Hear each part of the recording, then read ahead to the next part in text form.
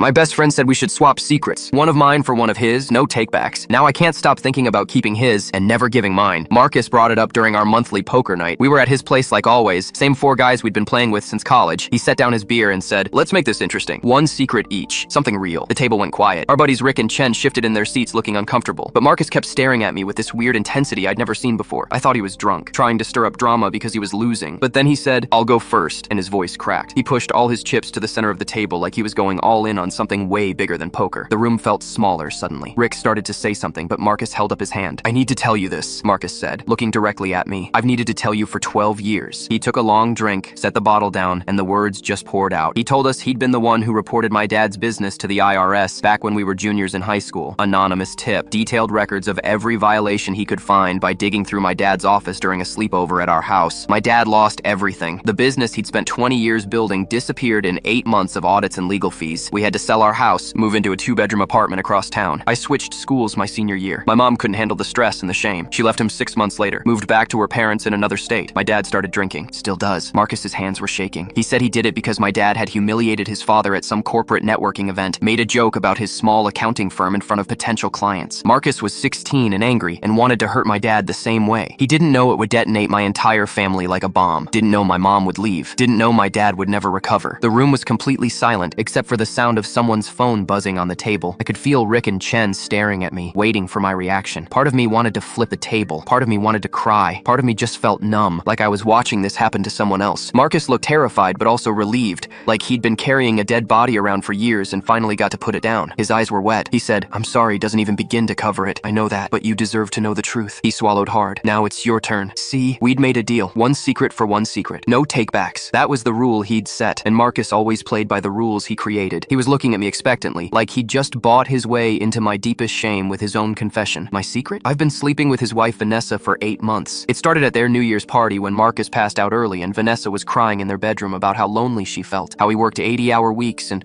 barely looked at her anymore. One thing led to another, then another. Then it became Tuesdays and Thursdays when Marcus thought she had yoga class. She told me last week she's leaving him, that she's in love with me, that Marcus has known something was off but couldn't prove it, that he'd checked her phone twice and found nothing because we'd been careful. She said she's just waiting for the right moment to tell him. I looked at Marcus's face across the table, saw the guilt there, the fear, the hope that I'd forgive him. He'd just given me his worst moment, the thing that had been eating him alive for over a decade, thinking I'd give him mine in return. Rick and Chen were watching me, waiting. I picked up my cards, looked at them without seeing them and said, "I don't have any secrets, man. Nothing that big anyway. We're good." Marcus's whole body sagged with relief. He actually started crying, reached across and grabbed my hand, thanking me for understanding, for still being his friend after everything. My phone buzzed in my pocket. Text from Vanessa asking if I told him yet. I still haven't decided if I ever will.